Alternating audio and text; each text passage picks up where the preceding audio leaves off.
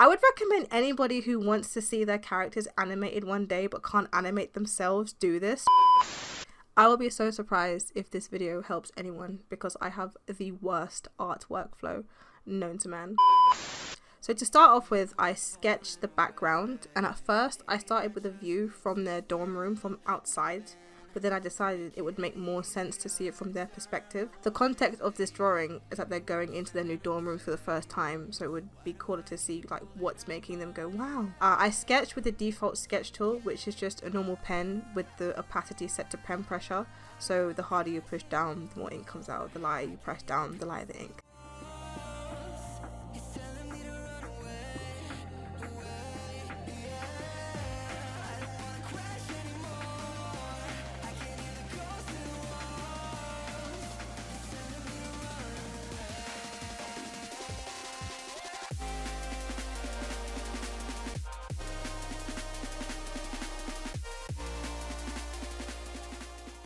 To do the line art, I use the default pen tool with the width set to 2. Like I said, I have the worst workflow. I just use the default pens that already come with Clip Studio Paint. I do not use any of the fancy brushes you can get from the Clip Studio store because I just don't find them necessary. The default pens have been with me since day one. They're my day ones. They're my ride or dies.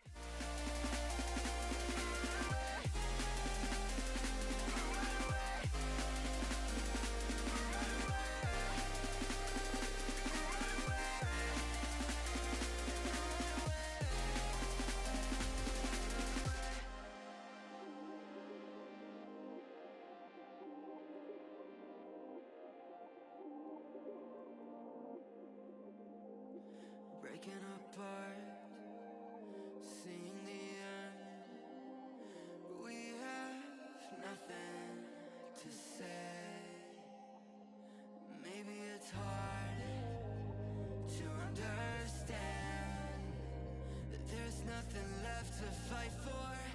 So after I've done that, I block out the colours and I just did basic cell shading for the characters. I don't do line art on the backgrounds, that way the characters pop out more. I make sure the colours are a little less saturated than the characters so that they stand out more. For the buildings in the background, I use Gaussian blur, which just basically makes something look like it's out of focus. So the further back the buildings are, I made them more blurry. I also used Gaussian blur for the clouds, and it's going to come in handy for the next step.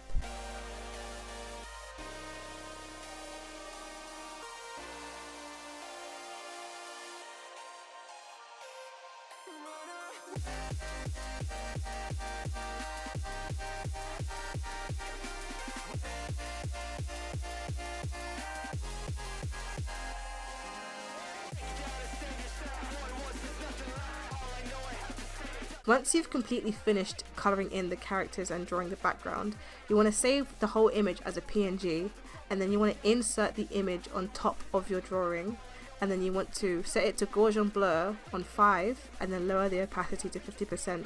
What this does is make the drawing look like there's a bit of a glare so that it looks like it's a screenshot taken from a screen. When you screenshot something, you're kind of adding a layer of digital artifacts. So adding that blur and that glare, it makes it seem like it's not perfect, because if you ever screenshot an anime, like you get like little artifacts, it's not completely crisp. So adding that little bit of blurriness, it just makes it look more authentic. And then that's really all you have to do to make your characters look like it's a fake screenshot. I love doing this so much because it lets you see what your characters would look like in an animated show. It also helps you to define if your characters are overly detailed, because if you realize, damn, I don't want to draw this guy 500 times, and you realize maybe you should cut down on the design details. It's cool to see your characters on something other than just a plain white background, and drawing fake screenshots also forces me to draw my characters interacting more.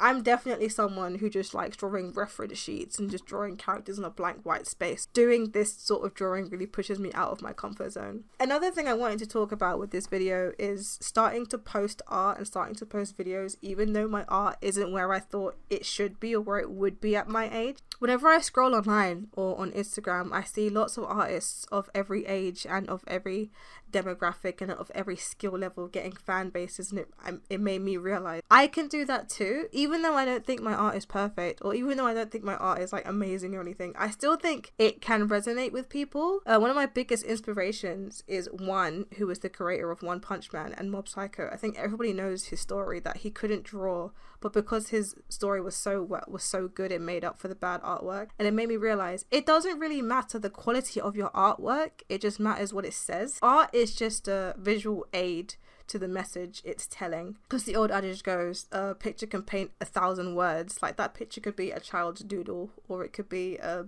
Leonardo da Vinci painting. Either way, they're both just visual aids to the message behind that art, if you get what I'm saying. So it really doesn't matter what your art looks like, so long as the message behind it resonates with people. And I think my stories will resonate with people, and so that's what's motivating me to start posting things now. I've never actually talked about what I want to work on. I've been posting lots of videos about Marvel 4S because I kind of want to get it out the way. It's been on my back burner for quite a while now, so I just really want to get through my catalogue of whips so I can actually move on to the things that I want to talk about. I figured I could lay out what it is exactly that I'm about and what it is that I want to work on and what it is that I want to share. So the first project I'm working on is called Marvel 4S, which is a Marvel fan story that centers around Nova, specifically Sam Alexander, because I love him so much. Another project that I want to work on is called Deal With It. It's a comic specifically for children, I'd say between the ages of 8 to 13. I think that would be a good age range. It's about a boy and a girl who get alien-themed spacesuits and have to deal with monsters based around like suits, so like hearts, diamonds, clubs, and spades. Is really cool. Another project that I want to work on is called Gallantless. This is also a comic, however I may go the visual novel route with it. It's about knights and magic and fantasy and demons and witches and all that cool stuff. So the main gist of it is there's a rookie knight who wants to become one of the top knights in his kingdom, and to do that he wants to kill the Demon King. However, the Demon King has gone missing, but it turns out the Demon King is just his friend in disguise. And then another project that I want to work on is called Followed. This is actually going to be a light novel. It's a horror tragedy about a girl who befriends a ghost and starts using him to get clout online. However, he's also using her, and so things just spiral out of control. I've realized that light novels aren't really a thing in the West or in the UK or US. They're very much a Japanese thing, and so there's definitely an untapped market, especially since people's attention spans are quite low, and the only people you ever see reading books are like women on Book Talk. But like, not everybody wants to read a 500-page fantasy romance. Some people just don't have time for that. So there's definitely an untapped market of people who want to get into reading, but also like visual aids like manga, but also don't want to read a 500-page book. Light novels are a really good way to break into that, so that's what I want to do. Another project that I want to work on is called Cupid. It's actually very inspired by the Cars movies, in that racing has become the biggest sport because they've given the cars AIs, and the cars can like talk to their drivers, and so the cars are competing with each other while the drivers are also competing with each other. The main gist is the main character Cole, he always comes in second place, and he's been given a new AI powered car who is the most rambunctious, annoying jokester you could ever meet in your life. But then there's also a conspiracy about a rival car making company who are being nefarious in the way in which they make their cars and their drivers. This is also going to be a light novel. I don't know much about racing. I just love the idea of like a talking car. That was also inspired by Knight Rider. I love the Knight Rider series. They made a remake and I watched it when I was younger. I just thought Kit was the most coolest thing ever. I also have some other fan fictions that I want to just share, some of which include My Hero Academia, One Punch Man, Ace Attorney, Generator Rex, Naruto, specifically my own Naruto Shippuden sequel, which would replace Boruto because I hate Boruto. And yeah, that's about it. Bye.